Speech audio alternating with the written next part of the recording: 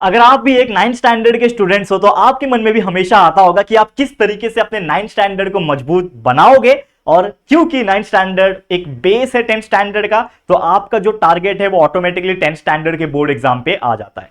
तो फिर भी हमारे पास ये पूरा एक साल टाइम होता है हमारे 9th स्टैंडर्ड को मजबूत बनाने के लिए और 10th स्टैंडर्ड का एक फाउंडेशन सेट करने के लिए, ताकि अगले साल जब हम 10th में जाएंगे बेहतरीन तरीके से पढ़ाई करके बोर्ड्स में 90-95% स्कोर कर सकेंगे। लेकिन इसके लिए आपको अपना 9th स्टैंडर्ड के लिए अच्छी तरीके से पढ़ाई करनी पड़ेगी और पढ़ाई करने के लिए आपके पास होना चाहिए एक बेहतरीन फुल ईयर प्रिपरेशन स्ट्रैटेजी। और जैसा कि आपने डिमांड किया था, हम आपके लिए लेकर आ गए एक फुल ईयर 9th स्टैंडर्ड के लिए पूरे साल भर का एक बेहतरीन स्ट्रैटेजी वीडियो, एक बेहतरीन प्रिपरेशन वीडियो जो आपको पूरे साल पढ़ने के लिए हेल्प करेगा कौन से मंथ में क्या आपको स्टडी करना है। तो चलिए इस वीडियो की शुरुआत करते हैं। नमस्कार दोस्तों, मैं हूं राहुल जायसवाल एंड स्वागत करता हूं आप सभी का एक बार फिर हमारे यूट्यूब चैनल JR ट्यूटोरियल्स में।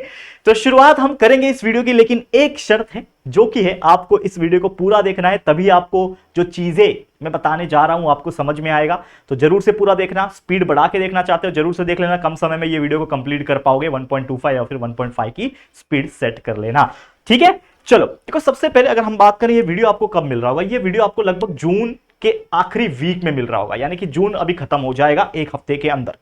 अब जून खत्म हो रहा है तो कहीं ना कहीं आपके मन में क्या आता है कि यार जून तो खत्म हो गया, जुलाई आएगा, अगस्त आएगा, और अगस्त के लगभग मिडल के आसपास आपका जो पहला यूनिट टेस्ट होता है वो शुरू होता है। और पहले यूनिट टेस्ट में हर कोई बच्चा चाहता है कि मैं अपना बेस्ट दे सकूं। और अगर आप अभी तक ऐसा नहीं सोचते थे कि मुझे फर्स्ट यूनिट टेस्ट में बेस्ट देना है, तो कहीं ना कहीं आप बैकफुट पे जा रहे हो। और आपको बैकफुट पे नहीं जाना है, आपको फ्रंट फुट पे जाना है। बिकॉज ये कोई क्रिकेट नहीं है कि आप बैकफुट पे जाओगे तो भी आपको अच्छी बॉल मिलेगी और आप सिक्स मार सकते हो। यहां पे सिर्फ और सिर्फ एक ही चीज चलता है जो कि ये फ्रंट फुट। और जितना भी आपका सिलेबस होगा, जितना भी आपको स्टडी करना पड़ेगा, वो आपको फ्रंट फुट पे आके ही खेलना पड़ेगा। इसका मतलब क्या है कि आपको आगे बढ़ के पढ़ाई करना पड़ेगा, आपको आगे की तैयारी अभी से ही करनी पड़ेगी।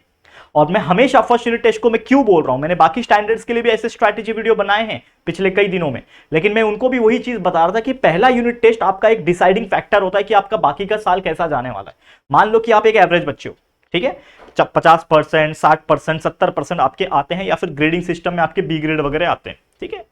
तो हमेशा आपका ये फोकस होता होगा, आप हमेशा सोचते होंगे कि जो बाकी स्टूडेंट्स है, जो टॉपर जिसको हम बोलते हैं, जो स्कॉलर बोलते हैं, कि ये लोग 90% लाते हैं, 95% लाते हैं, ए ग्रेड लाते हैं, A1 लाते हैं, A+ लाते हैं, जो भी ग्रेड लाते हैं, ये कैसे लाते हैं और इनकी तारीफ हमेशा क्यों होती है, टीचर्स हमेशा उनको ही अच्छा क्यों बोलते हैं, उनके पेरेंट्स उन पे प्राउड फील होते हैं, उनके ज्यादा दोस्त होते हैं, उनसे ज्यादा बातचीत होती है। हमारे साथ ऐसा नहीं होता। क्यों नहीं होता? क्योंकि यार आप उस डायरेक्शन में सोचते नहीं हो।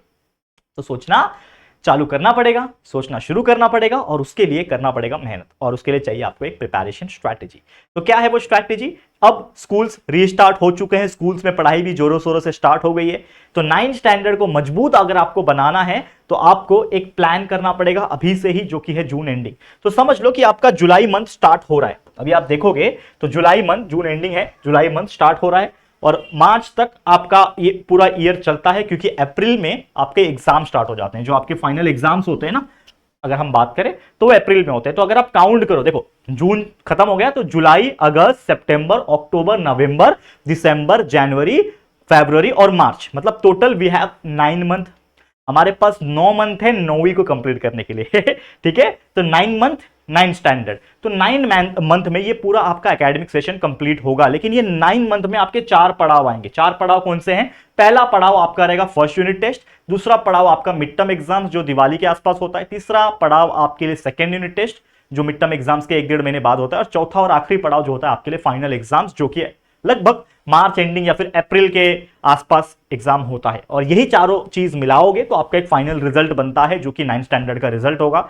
और एक चीज मैं आपको दावे के साथ कह सकता हूं, जो इंसान ने 9th स्टैंडर्ड में अच्छे मार्क्स निकाल दिए, डेफिनेटली उससे 10% ज्यादा, 5 to 10% ज्यादा वो अपने 10th स्टैंडर्ड के बोर्ड एग्जाम में निकालेगा। और इसीलिए मैं बोलता हूं कि 9th स्टैंडर्ड को बेस्ट बनाओ। जितना बेस्ट बनाओगे, जितना अच्छा परसेंट स्कोर करोगे, समझ जाना उतना बेस्ट आपका 10th बनने वाला है। अब उसके लिए करना क्या पड़ेगा? तो देखो, आपकी हेल्प करने के लिए पहली बात तो मैं कुछ चीजें एकदम क्लियरिटी के साथ बताना चाहता हूं। आप में से कई सारे ऐसे बच्चे हैं जो पढ़ाई करना चाहते हैं, स्कूल जाते हैं, ट्यूशन जाते हैं, कई सारी चीजें करते हैं, लेकिन कहीं ना कहीं फिर भी उनको बहुत सारी चीजें समझ में नहीं आती है, खासकर एवरेज बच्चे, बिलो एवरेज बच्चे। तो आपकी हेल्प करने के लिए हमने इस चैनल JR ट्यूटोरियल्स के ऊपर आपके पूरे 9th स्टैंडर्ड का जो भी सब्जेक्ट्स होते हैं, science subject, maths 1 maths 2 subject, algebra geometry जिसको हम बोलते हैं, और हिस्ट्री, ज्योग्राफी और पॉलिटिकल साइंस, ये पूरे सब्जेक्ट्स का हमने हर एक चैप्टर्स को पढ़ा के रखा हुआ है। हर एक चैप्टर्स के लेक्चर 1, लेक्चर 2, लेक्चर 3, ऐसे लेक्चर बाय लेक्चर वीडियोस हमने वीडियो के फॉर्म में बना के रखे हुए हैं, अपलोड करके रखे हुए हैं, ताकि आपको वो हेल्प हो सके।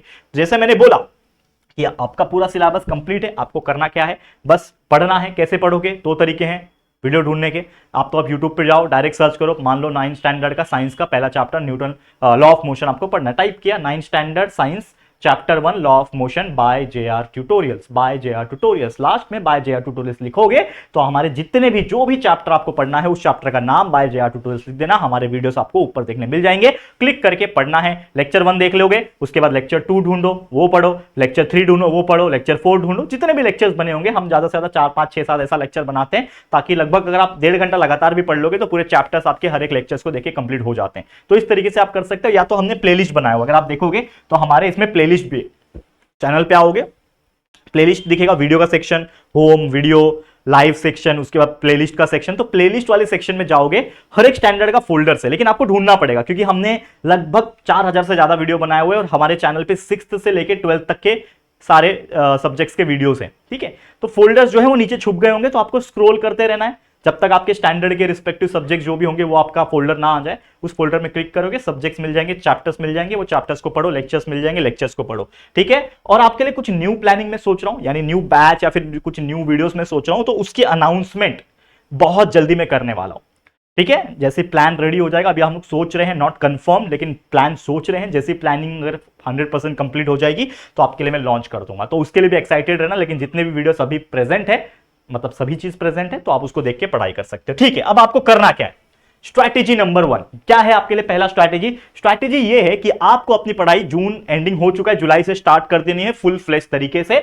तो आपका जो जर्नी है, एक नया एकेडमिक ईयर ये आपका इंतजार कर रहा है, तो let's the journey begin. And यहां पे आपको क्या करना है? चीजों को समझना शुरू करना है। जून में आ गए, जुलाई में आ गए, तो आप अपने सब्जेक्ट्स को समझना स्टार्ट कर दो कि भाई साइंस सब्जेक्ट में कौन कौन से चैप्टर्स है, मैथ्स में कौन कौन से चैप्टर्स है, ये चीज समझो। टेक्स्ट बुक खोल के देखो, उसके बेस पे जो भी चैप्टर्स के बेस पे जो हमने वीडियोस बनाए हैं उसको देखो। धीरे धीरे करके आपका क्या हो जाएगा? कंसेप्ट जो है वो आपके क्लियर हो जाएंगे अगर आप इस चीज को सिस्टमैटिक करोगे। ठीक है, जून एंडिंग में या फिर जून मिडल में ही आपके स्कूल स्टार्ट हो चुके होंगे, तो उसके हिसाब से आप एक स्ट्रैटेजी बनाओगे। स्ट्रैटेजी मतलब एक टाइम शेड्यूल बनाओगे कि मुझे सुबह इतने बजे स्कूल जाना है या फिर दोपहर में इतने बजे स्कूल जाना है, इतने से इतना मुझे पढ़ाई करना है। तो आपके हेल्प के लिए हमने टाइम मैनेजमेंट वीडियो बना रखा है स्टैंडर्ड वाइज, अभी अभी हमने अपलोड किया है पिछले 4-5 दिनों के टाइम जोन में। तो आप चेकआउट कर लेना, हमारे इस चैनल के वीडियो सेक्शन में जाके थोड़ा स्क्रॉल करोगे तो इस वीडियो के अंदर मतलब टाइम मैनेजमेंट के वीडियो आपको देखने मिल जाएंगे। तो चेकआउट कर लेना कि आपको हेल्प मिलेगा टाइम टेबल बनाने के लिए। अब जैसे मैंने बोला कि हमारा टारगेट पहला क्या होगा? First unit. पहला पड़ाव क्या हमारे लिए? First unit test. First unit test में जितना अच्छा स्कोर करोगे उतना मिड टर्म के लिए और आगे के स्टैंडर्ड माफ करना आगे के एग्जाम्स के लिए आपको हेल्प मिलेगा और कहीं ना कहीं कॉन्फिडेंस आएगा। मुझे एक बात बताओ, फर्स्ट यूनिट टेस्ट में आपने 90% स्कोर किया लेकिन मिड टर्म एग्जाम में 50% स्कोर किया, तो आपको अच्छा लगेगा? नहीं अच्छा लगेगा, उल्टा 10 लोग ताना मारेंगे कि अच्छा इसने फर्स्ट यूनिट टेस्ट में 90 निकाला, सेकंड में 50 निकाल दिया, अब देख इसका मतलब फर्स्ट यूनिट टेस्ट में इसने छापा होगा, कॉपी किया होगा। तो ये आपको कोई लोग ना बोले ना, उस बात का ख्याल रखना है और इसके लिए कंसिस्टेंसी इज वेरी इंपॉर्टेंट, बल्कि सिर्फ अपने लिए नहीं दूसरों के लिए भी, यानी कि अपने पेरेंट्स के लिए भी। तो आपको पढ़ाई फुल फ्लेश स्टार्ट कर देनी है। वीडियोस के फॉर्म में देखो, उसको लर्न करो, क्वेश्चन आंसर्स उसको याद करो, मैथ्स के एग्जांपल्स उठाओ, उसके स्टेप्स देखो कि कैसे सॉल्व कराते हैं सर वीडियो देख के, उसके बाद खुद से उसको सॉल्व करने की कोशिश करो। तो यूनिट टेस्ट जो होगा लगभग अगस्त के महीने में होता है, ठीक है, वो हमारा टारगेट है।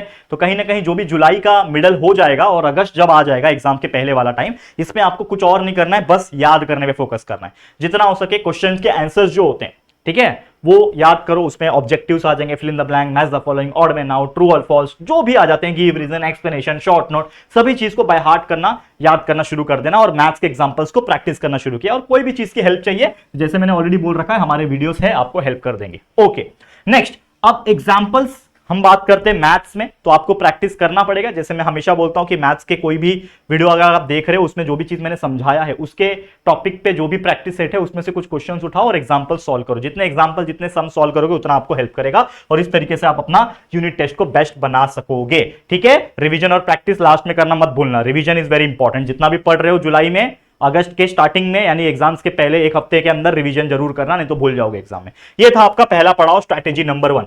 अब स्ट्रैटेजी नंबर 2 जब आता है तो इसमें आपके यूनिट टेस्ट हो चुके हैं, फर्स्ट यूनिट टेस्ट हो चुका है, अब आपका सितंबर का मंथ आ गया है, इसमें सितंबर मंथ, अक्टूबर और नवंबर मंथ रहेंगे, लेकिन सितंबर में आपको सोच के रख लेना है मिड टर्म एग्जाम के बारे में, जो कि आपका दिवाली के आसपास होता है। तो सितंबर में त्योहार भी आते हैं, गणेश उत्सव आ जाते हैं, बाकी फेस्टिवल्स भी आ जाते हैं, तो कहीं ना कहीं हम थोड़ा बहुत उसमें भी बिजी हो जाते हैं, एंजॉय करने में, ठीक है, करना चाहिए, लेकिन साथ ही में आपका टारगेट मिड टर्म एग्जाम होना चाहिए, जिसके लिए आपको तैयारी अभी से शुरू करनी पड़ेगी। अब फर्स्ट यूनिट टेस्ट में जितने भी चैप्टर्स हो गए हैं, उसके आगे के चैप्टर्स के बारे में टीचर से पूछो कि कौन कौन से चैप्टर्स मिड टर्म में आएंगे, उनके बारे में पता करो, उनको स्टडी करना शुरू करो, उनके वीडियोस देख के कंसेप्ट क्लियर करना शुरू करो, ठीक है ना, आंसर्स लर्न करना शुरू करो। धीरे धीरे जब करोगे तो एक टाइम ऐसा आएगा कि अक्टूबर आते आते आपका लगभग 50-60% लर्न हो जाएगा, जो भी आपका मिड टर्म एग्जाम का सिलेबस है। और उसी टाइम आपको फोकस करना है कि आपका टारगेट क्या है, क्योंकि बिना टारगेट के कुछ काम नहीं होता। मिड टर्म एग्जाम में आपको टारगेट करना पड़ेगा कि यार मुझे इतना स्कोर करना है, क्योंकि मिड टर्म एग्जाम ही एक ऐसा एग्जाम है जो आपको कहीं ना कहीं एक कॉन्फिडेंस देगा आपके फाइनल एग्जाम्स के लिए और आपके अगले साल के लिए, यानी 10th स्टैंडर्ड के लिए। तो मिड टर्म एग्जाम में 80%, 85%, 90-95% या फिर जो भी ग्रेडिंग सिस्टम है आपका, उसके हिसाब से आपको टारगेट करना है और उसके हिसाब से स्टडी करना शुरू कर देना है। Target is very important. Life में कोई गोल होता है तो मेहनत करने का मन करता है, कोई गोल नहीं है, सुबह उठ रहे हो पता ही नहीं है क्या करना है यार, तो कैसे होगा? तो स्टडी में और या फिर पूरी लाइफ में एक गोल होना जरूरी है। फिर नवंबर का मंथ आ जाएगा, रिवीजन करते रहना। नवंबर के स्टार्टिंग में जो भी एग्जाम, जब भी कोई भी डेट रहेगा, मुझे पता नहीं है कि आपका डेट कब रहेगा, लेकिन एक अंदाजा बता रहा हूं ना सभी चीज को कॉमन लेके। तो नवंबर में मान लो आपका 15 तारीख को फाइनल मिड टर्म एग्जाम से और 15 दिन मिल रहा है, तो स्टार्टिंग का जो भी नवंबर रहेगा उसमें आपको सिर्फ और सिर्फ रिवीजन करना है। और एक बार मिड टर्म एग्जाम बीत जाएंगे, जैसे मिड टर्म एग्जाम हो जाते हैं आपके दिवाली के वैकेशन स्टार्ट हो जाते हैं, दिवाली की छुट्टियां लग जाती है, दिवाली मनाओ, सेलिब्रेट करो, जो भी करना है, जैसा भी एंजॉय करना है वैसा करो, लेकिन साथ ही में थोड़ा पढ़ाई पे फोकस करना है, क्योंकि ये जो वैकेशन होता है ना, इसमें अगर आप थोड़ा सा मेहनत कर लोगे, ये आपको एक एक्स्ट्रा कॉन्फिडेंस देगा। 15 दिन छुट्टी है तो 7 दिन 8 दिन एंजॉय कर लो, लेकिन बचा हुआ 7 दिन है उसमें थोड़ा सा एक्स्ट्रा पढ़ाई कर लो अगले यूनिट टेस्ट की या फिर अगले आने वाले चैप्टर्स की। इससे होगा क्या, बहुत सारी चीज आपको पहले से ही पता रहेगी, बहुत सारी चीज को आप पहले से याद करके समझ के रखोगे, जिससे आपको आगे पढ़ने में हेल्प हो जाएगी। अब यहां से शुरू होता है आपका अगला पड़ाव, जो कि स्ट्रैटेजी नंबर 4, जो कि मंथ है दिसंबर। अभी जो दिसंबर मंथ है ये बहुत इंपॉर्टेंट हो जाता है, न्यू ईयर आने वाला होता है, एक्साइटेड होते हैं हम लोग, बहुत सारी चीजें होती है, लेकिन साथ ही में आपको लर्न करना यहां पे स्टार्ट कर देना है आपके आने वाले चैप्टर्स, जो कि है मिड टर्म एग्जाम्स के। तो जो मिड टर्म एग्जाम में सिलेबस आ चुका है, जो चैप्टर्स आ चुका है, उसके बाद के चैप्टर्स आएंगे, करेक्ट, उसके बाद कई चीजें आएंगी ना। तो टीचर से पूछना है कि मैम हमारा जो टारगेट है अगला, जो कि सेकंड यूनिट टेस्ट, उसमें क्या क्या आने वाला है। टीचर से पूछना, अपने सर से पूछना, वो बताएंगे आपको कि साइंस में ये 3 चैप्टर आने वाले, 4 चैप्टर आने वाले, ये 2 चैप्टर आने वाले, जो भी एसएसटी में बाकी चीजों में। लिस्ट बना लिया, अब उसके ऊपर मेहनत करना स्टार्ट कर दो। उठाओ यूट्यूब, उठाओ, सर्च करो उस चैप्टर का नाम, बाय JR ट्यूटोरियल्स टाइप करो, हमारे वीडियो मिले, सर्च किया, पढ़ाई करना स्टार्ट किया, लर्न करना स्टार्ट किया, मैथ्स के एग्जांपल्स देखना स्टार्ट किया। अब जब वो चीज देखोगे, एट द सेम टाइम आप लर्निंग पे भी फोकस करोगे। अच्छा, ये चैप्टर्स को इस तरीके से पढ़ना है, इसके क्वेश्चन आंसर ये है, टेक्स्ट बुक के पीछे एक्सरसाइज में से ये क्वेश्चन है, ये आ सकते हैं, ऐसी बात पूछा हुआ है, इसको देख के लर्न करना स्टार्ट कर दिया। तो जितना हो सके लर्न करोगे, और जनवरी आते आते तक, समझ लो जनवरी आते आते तक आपका जो भी सेकंड यूनिट टेस्ट का सिलेबस था, वो पूरा सिलेबस प्लस कंसेप्ट प्लस उसको याद करना, लर्निंग करना और मैथ्स के प्रैक्टिस करना, एग्जांपल्स करना, ये सब चीज कंप्लीट हो जाना चाहिए जनवरी तक, जब भी आपका सेकंड यूनिट टेस्ट आ रहा होगा।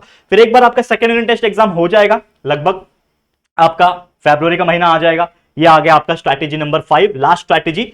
तो यहां पे फरवरी के महीने में आपका समझ लो सेकंड यूनिट टेस्ट एग्जाम अच्छी तरीके से बीत गया। अब आपका लास्ट टारगेट, आखिरी पड़ाव, जो कि आपके लिए फाइनल एग्जाम्स। तो फाइनल एग्जाम्स पे आ जाना है, फाइनल एग्जाम पे फोकस करना है, और उसके लिए अगेन आपको वही चीज करना है, यानी कि जो उसके आगे के चैप्टर्स है जो आने वाले हैं, मान लो, तो आपको पूछना है अपने टीचर से कि टीचर कौन कौन से चैप्टर्स मुझे फाइनल में आएंगे, साइंस में कौन से आएंगे, मैथ्स में कौन से आएंगे, मैथ्स 2 में कौन से आएंगे, ठीक है ना, SST, history, geography, political science में कितने आएंगे, लैंग्वेजेस में कितने आएंगे, उन चैप्टर्स को देखना है, पढ़ना है, समझना है, प्रैक्टिस करना है और बेस्ट से बेस्ट अपना देने की कोशिश करना है। और उसी प्रकार जब मार्च में आ जाओगे, और समझ लो 15 तारीख या फिर 20 तारीख से आपका पेपर है मार्च के महीने में, तो आपके पास वो जो 15-20 दिन रहेंगे, उसमें आपको ज्यादातर रिवीजन करने के ऊपर फोकस करना है। याद भी करो, ऐसा नहीं बोल रहा कि सिर्फ रिवीजन करना है, याद तो करना ही है, लेकिन साथ में रिवीजन भी करना है, हार्डकोर रिवीजन करना है, और जितना हो सके मैथ्स के एग्जांपल्स को सॉल्व करना है, प्रैक्टिस करना है। तो ये सभी चीज करोगे तो आपका जो फाइनल एग्जाम्स है वो भी स्मूथली खत्म हो जाएगा, और एक बार फाइनल एग्जाम खत्म तो फिर बल्ले बल्ले आप पास आउट हो जाओगे और 10th स्टैंडर्ड में चले जाओगे, वैकेशन स्टार्ट हो जाओगे, एंजॉय भी करोगे, लेकिन एक 10वीं में आने का जो फीलिंग है